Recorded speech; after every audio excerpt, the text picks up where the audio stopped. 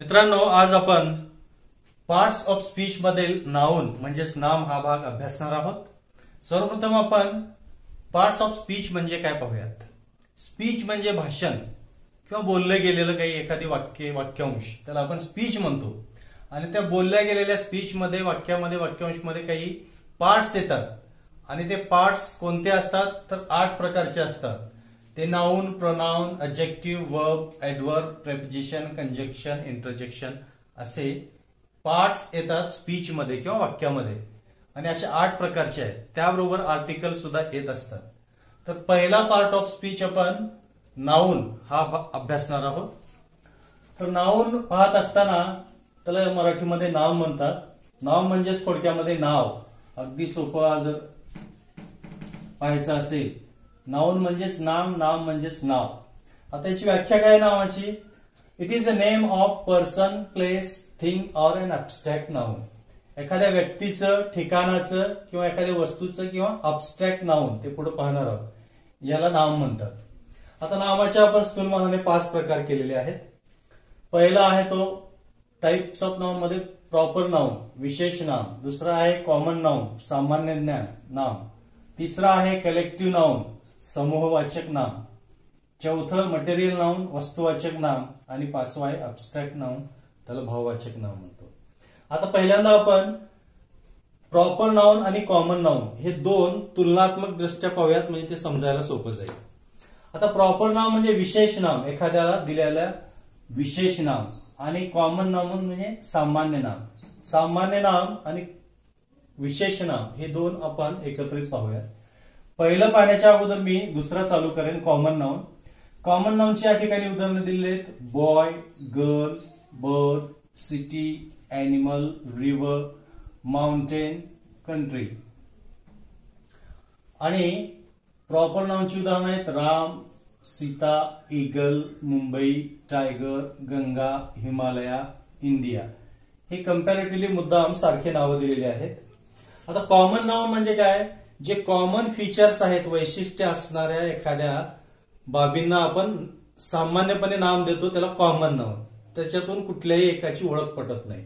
मात्र proper noun त्या common noun पैकी एखादी ओळख पटायची असल्यास त्याला आपण प्रॉपर नाउन म्हणतो.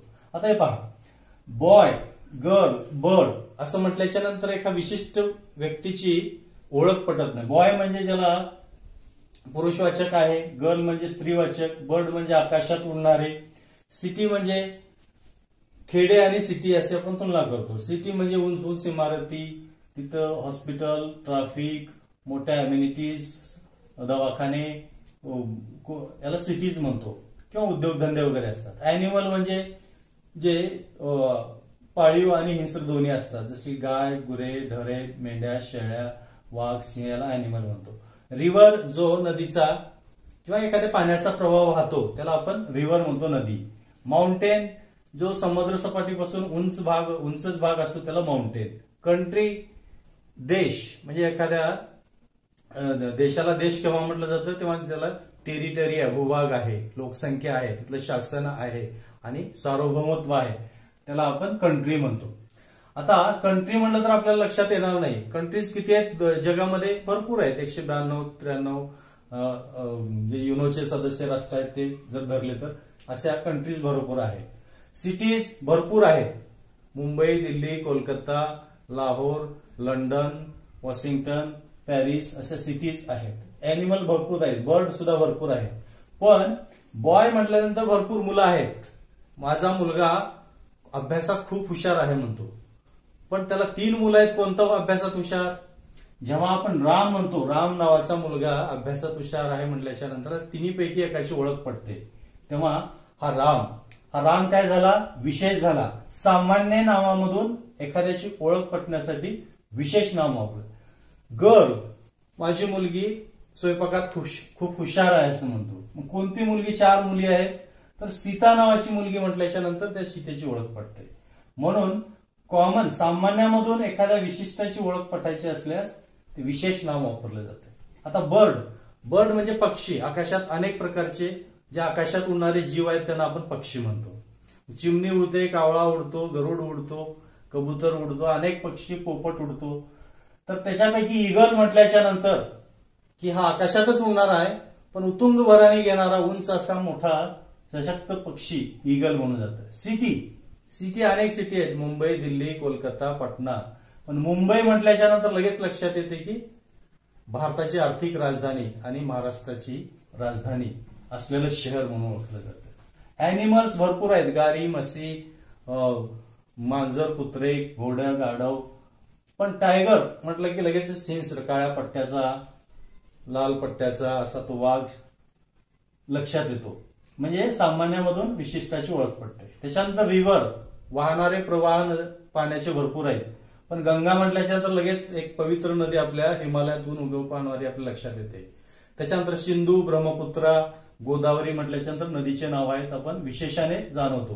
म्हणजे सामान्य प्रवाहामधून एखाद्या विशेषाची ओळख पडायची म्हटलं तर ते पर्टिक्युलर नाव असतं आणि ते लगेच त्याची ओळख पडते. माउंटेन, पर्वत भरपूर आहेत. अरवली पर्वत आहे, हिमालय पर्वत आहे, त्याच्यानंतर रॉकीज, अँडीज असे पर्वत आहेत. पण हिमालय म्हणलं की भारताच्या उत्तरेकडील सर्वात उंच असलेला पर्वत म्हणजे हिमालय, लगेच त्याची ओळख होते.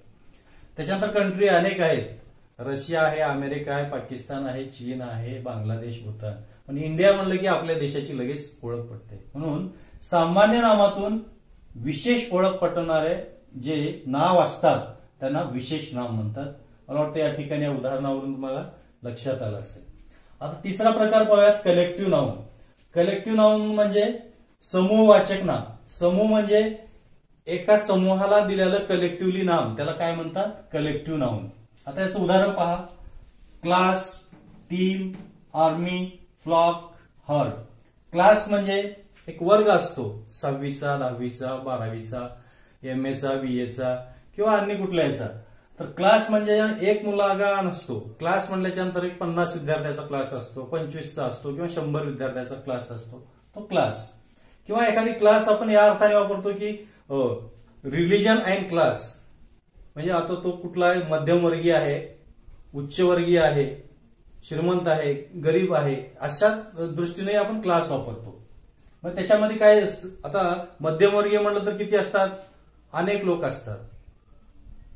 उच्च मध्यमवर्गीय अनेक लोक असतात, त्या अर्थाने क्लास. टीम, वेगवेगळ्या टीम असतात. क्रिकेटची टीम म्हणलं की 11 खेळाडूची एक टीम असते. कबड्डीची म्हणलं की 7 खेळाडूची एक टीम असते. म्हणजे 7 मिळून जे तयार होतं त्याला टीम म्हणतात कलेक्टिव्हली. आर्मीमध्ये एक सैनिक असतो का, अनेक सैनिक असतात, लाखामध्ये असतात. इंडियन आर्मी म्हणलं की इंडियाच्या आर्मीमध्ये जेवढे काही सैनिक आहेत त्याचा समावेश होतो. अमेरिकन नेव्ही म्हणलं की अमेरिकन नेव्हीमध्ये जेवढे सोल्जर्स आहेत त्यांचा उल्लेख होतो. म्हणून क्लास, टीम, आर्मी हे कलेक्टिव्ह दिलेलं नाव आहे. किंवा फ्लॉक म्हणजे पक्ष्यांचा थवा. म्हणजे आकाशात आपण एकत्र उडत असलेले पक्षी जेव्हा पाहतो, बगळे, कावळे किंवा कुठलेही पक्षी एका थव्यामध्ये, त्याला फ्लॉक म्हणतात. मग त्याच्यामध्ये असंख्य पक्षी असतात, 100, 200, 500 अशा संख्येने असतात. हर्ड म्हणजे गायी जनावरांचा घोळका. जेव्हा आपण रस्त्याने जातो तेव्हा अचानक म्हशीचा घोळका रस्त्यावर येतो, गायीचा घोळका येतो, शेळ्याचा किंवा मेंढ्याचा घोळका येतो. त्याच्यामध्ये 50, 100, 1000 पर्यंत जनावर असतात. त्याला एकंदरीत काय म्हणतो, हर्ड. समूहाने जे वापरले जाणारे नाऊन आहेत त्याला कलेक्टिव्ह नाऊन असे म्हणतात. आता त्याच्या पुढे पहा, मटेरियल नाऊन, वस्तुवाचक नाम. जे काही आपल्याकडे वस्तू आहेत त्यांना आपण मटेरियल नाऊन संबोधतो. जसे की sugar, milk, gold, silver, iron हे मटेरियल नाव आहेत. हे आपल्याला लगेच लक्षात येते, मटेरियलला दिलेली नाव म्हणजेच मटेरियल नाव. त्याच्या पुढे अबस्ट्रॅक्ट नाउन म्हणजे भाववाचक नाम. ही थोडी संकल्पना वेगळी आहे. अबस्ट्रॅक्ट नाउन म्हणजे हे कुणाला दिलेलं नाव नाही किंवा हे कॉमन नाव. हा जो प्रकार आहे तो दिसू शकत नाही पण आपल्याला त्याची जाणीव होत असते. आणि मराठीमध्ये भाववाचक गिरी, पणा वगैरे लावून आलेले जे भाववाचक नाम असतात तेच इंग्लिशमध्ये आहे. आता विजडम म्हणजे विद्वत्ता. एक विद्वत्तेला जो हुशार आहे, प्रखर बुद्धीचा आहे किंवा चाणाक्ष आहे, आपण त्याला विजडम लावलेली आहे म्हणतो किंवा बुद्धिमत्ता म्हणतो. जजमेंट म्हणजे न्याय. एखादी दिलेला न्याय निवाडा त्याला न्याय म्हणतो. ब्युटी सौंदर्य, लव्ह प्रेम, ट्रुथ सत्य, ऑनेस्टी नम्रता, पॉवर्टी गरिबी, डेथ मृत्यू, काइंडनेस दयाळूपणा, चाइल्डहुड बालपण, हे असे जे शब्द आहेत त्यांना आपण अबस्ट्रॅक्ट नाउन म्हणतो. आता नाउन बद्दलचे आपण 5 प्रकार पाहिले. Proper noun, common noun, collective noun, material noun, abstract noun. आता या नामाचे आपण वचन, लिंग आणि विभक्ती पाहणार आहोत, म्हणजे नंबर्स, जेंडर्स अँड केसेस. मित्रांनो, नामाचे आता आपण लिंग, वचन आणि विभक्ती पाहणार आहोत. प्रथम आपण नामाचे वचन पाहूयात. वचन म्हणजे एक वचन किंवा अनेक वचन रूप कसे असतात. वचन याचा अर्थ एक वचन किंवा अनेक वचनी रूपे, त्याला नंबर्स ऑफ नाउन म्हणतात. आता एक वचनाचं अनेक वचन होतं, काहीला यस लावून होतं, काहीला ईएस लावून होतं आणि काही अनियमित प्रकारचे असतात, ते आपण पाहूयात. आता पेन हे जर नाउन आहे तर त्याचं अनेक वचन पेन्स होतं. बॉक्स हे एक वचनी नाउन आहे तर त्याचं यसच्या ऐवजी ईएस लावून होतं, बॉक्सेस. इथं फक्त यस लागलेला आहे. आता काही मॅन हे एक वचनी आहे, मॅन म्हणजे मनुष्य, आणि मेन MEN, आता इथे यस वगैरे लागत नाही, याच्या ऐवजी इथं ई झालेलं आहे. मॅन म्हणजे एक मनुष्य आणि मेन म्हणजे अनेक मनुष्य. वाईफ WIF, वाईफचं अनेक वचनी वाईफ्स न होता वाईव्स होतं, WIVES. त्याच्यानंतर टूथ म्हणजे दात, आणि अनेक दातासाठी वापरायचं टीथ. पेअरचं पेअरच, काही ठिकाणी एक वचन आणि अनेक वचन सेम असतं. आता या ठिकाणी इंडेक्सचं अनेक वचनी इंडिसेस होतं. माऊस म्हणजे उंदीर, तर अनेक वचन माउसेसच्या ऐवजी माईस होतं. क्रायटेरियनचं क्रायटेरिया अनेक वचन होतं. ऑक्स म्हणजे बैल, तर ऑक्सेन म्हणजे बैल अनेक वचनी. सन इन लॉ, आता सन इन लॉज होतं का सन्स इन लॉ, तर सन्स इन लॉ होतं, या ठिकाणी लक्षात ठेवलं पाहिजे. असे अनेक आहेत नाउन्स की ईएस लागून किंवा अनियमित प्रकारे येणारे किंवा सिंग्युलर आणि प्लुरल सारखेच असणारे पण नाम असतात. आता त्याच्यानंतर आपण जेंडर पाहूयात. जेंडर म्हणजे लिंग. नामाचे 4 प्रकारचे जेंडर असतात. मस्क्युलाइन जेंडर म्हणजे पुरुषलिंगी. आता पुरुषलिंगी आपण बॉय आणि ऑक्स म्हणजे पुरुषवाचक जे काही संज्ञा लागतात किंवा त्याचे क्रायटेरिया, वैशिष्ट्य, गुण वैशिष्ट्य धारण करणाऱ्या, त्याला आपण बॉय, ऑक्स मुलगा किंवा बैल. फेमिनाईन जेंडर स्त्रीवाचक गुणधर्म असणाऱ्या सर्व प्राणी किंवा व्यक्तींना आपण फेमिनाईन म्हणतो, जसे की गर्ल, काऊ मुलगी किंवा गाय. त्याच्यानंतर कॉमन जेंडर म्हणजे सर्व, म्हणजे पुरुष आणि 2 स्त्री लिंगी या दोघांना पण सामान्यपणे वापरले जाणारे जे नाउन आहे ते कॉमन आणि न्यूट्रल मध्ये आपल्याला थोडासा कन्फ्युज होतं, तर ते कन्फ्युजन आपल्याला दूर करायचं आहे. कॉमन जेंडर म्हणजे स्त्री किंवा पुरुष या दोघांना पण संबोधलं जाणारं, कॉमनली संबोधलं जाणारं. Teacher, student. टीचर म्हणजे शिक्षक किंवा शिक्षिका. इंग्लिशमध्ये, आता मराठीमध्ये 2 शब्द आहेत, शिक्षक आणि शिक्षिका, पण इंग्लिशमध्ये एकच आहे दोघांसाठी, टीचरच. म्हणजे स्त्री शिक्षिका असो किंवा पुरुष शिक्षक असो, दोघांसाठी एकच वापरलं जातं इंग्लिशमध्ये, टीचर. स्टुडंट पण तसंच आहे, विद्यार्थी आणि विद्यार्थिनी मराठीत 2 नाव आहेत, जेंडर आहेत, पण इंग्लिशमध्ये एकच आहे, दोघांना पण स्टुडंट म्हणलं जाते. मुलगी असो किंवा मुलगा असो त्यांना स्टुडंट म्हणलं जाते. जेव्हा कॉमनली वापरलं जाणारा जेंडर आहे त्याला कॉमन जेंडर, म्हणजे दोन्हीसाठी. आता न्यूट्रल जेंडर म्हणजे जे स्त्री नाही किंवा पुरुष नाही अशाला वापरलं जातं. जसं की आता टेबल म्हटल्याच्या नंतर कुठल्या जेंडरची ओळख होत नाही. टेबल स्त्रीलिंगी आहे का पुरुषलिंगी असं काही त्याला, म्हणजे शक्यतो निर्जीव वस्तू ज्या आहेत त्याला न्यूट्रल जेंडर. पेन स्त्रीलिंगी आहे का पुरुषलिंगी हे मराठीमध्ये असू शकेल, पण इंग्लिशमध्ये ते न्यूट्रल जेंडर आहे. बुक पुस्तक हे सुद्धा न्यूट्रल जेंडर आहे. त्याच्यानंतर केसेस पहा. नामांची विभक्ती 3 प्रकारच्या विभक्ती आहेत. पहिली आहे ते नॉमिनेटिव्ह केस. आता नॉमिनेटिव्ह केस, दुसरी आहे ते अक्युस्टिव्ह किंवा ऑब्जेक्टिव्ह केस, आणि तिसरी आहे ते पजेसिव्ह केस. आता केस म्हणजे काय, एखाद्या वाक्यामध्ये जेव्हा हा नाउन कर्त्याच्या ठिकाणी किंवा कर्माच्या ठिकाणी येतो त्यावरून नॉमिनेटिव्ह किंवा अकस्टिव्ह केस आणि पजेशिव्ह थोडी वेगळी आहे ते आपण पाहूया. नॉमिनेटिव्ह म्हणजे नॉमिनेटिव्हच्या नावावरूनच. नॉमिनेटिव्ह म्हणजे असं नाम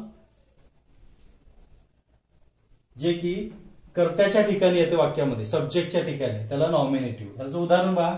सीता हे नाऊन आहे. सीता रीड्स अ बुक हे वाक्य आहे. या ठिकाणी सीता कुठे आलेला आहे हे जर वाक्य हे शब्द नाऊन तर सब्जेक्टच्या ठिकाणी आलेला आहे, कर्त्याच्या ठिकाणी. कर्त्याच्या ठिकाणी येणाऱ्या नावांना नॉमिनेटिव्ह केसमध्ये नाऊन आहे म्हणतो. आणि दुसरं उदाहरण, Rama it's a mango. Rama mango खातो, आंबा खातो. तर हा सुद्धा सब्जेक्टच्या ठिकाणी आहे. म्हणून नॉमिनेटिव्ह केस म्हणजेच वाक्यामध्ये येणारा नाऊन कर्त्याच्या ठिकाणी असतो, त्याला नॉमिनेटिव्ह केस म्हणतात. आता ऑब्जेक्टिव्ह किंवा ऑब्जेक्टिव्ह याला दोन्ही म्हणतात. ऑब्जेक्टिव्ह केस म्हणजे ऑब्जेक्टच्या ठिकाणी जेव्हा नाऊन येतो त्याला नाऊन इज इन अकस्टिव्ह केस म्हणतो. आता सीता, सेम उदाहरण घेतलेलं आहे समजण्यासाठी. Sita reads a book. A book हा सुद्धा आणि सीता हा सुद्धा नाऊन आहे. सीता हे नाऊन कसला आहे तर प्रॉपर नाऊन आहे आणि बुक कसला आहे, कॉमन नाऊन आहे. तर दोन्ही नाऊन आहेत. मात्र बुक जर म्हटलं तर बुक कुठल्या ठिकाणी आहे तर अकस्टिव्ह केसमध्ये आहे, म्हणजे ऑब्जेक्टिव्ह केसमध्ये आहे, म्हणजे ऑब्जेक्टच्या ठिकाणी आहे.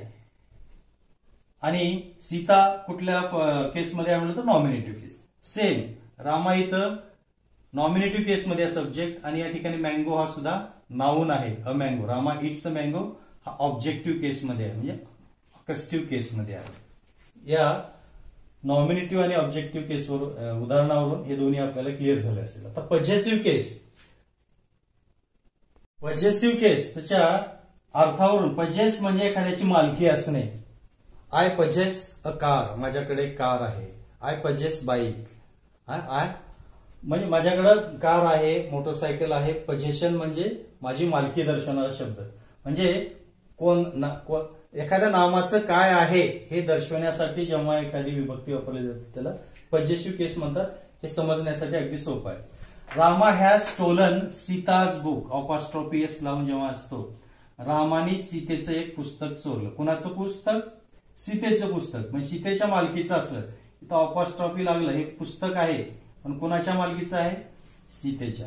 कोणी चोरलं? रामाने. एखाद्या मालकीचं काही दर्शवणारा शब्द असतो त्याला पजेसिव्ह केस म्हणतात. सीताज बुक हे काय आहे? पजेसिव्ह. किंवा ह्याला ऑफ लावून सुद्धा सेम वाक्य आहे. Rama has stolen a book of Sita. A book of Sita किंवा सीताज बुक असं दोन्ही पद्धतीने लिहिलं जातं. शक्यतो अ बुक ऑफ सीता अशा पद्धतीने लिहावं. पजेसिव्ह मध्ये कुणाचं पुस्तक? सीताचं पुस्तक. कोणी चोरलं? रामाने चोरलं. तर एखाद्याची मालकी, एखाद्याची कार चोरली, बाईक चोरली किंवा आणखीन काही चोरलं, कुणाचं होतं? पेन होती, पुस्तक होतं, वही होतं. तर ते मालकी दर्शवणारे शब्द जेव्हा येतात ते नाऊन जे येतात त्याला आपण पजेसिव्ह केस म्हणतो. मित्रांनो, अशा पद्धतीनं आपण नाम, नामाचे प्रकार, त्याचे वचन, लिंग आणि विभक्ती अभ्यासलो आहोत.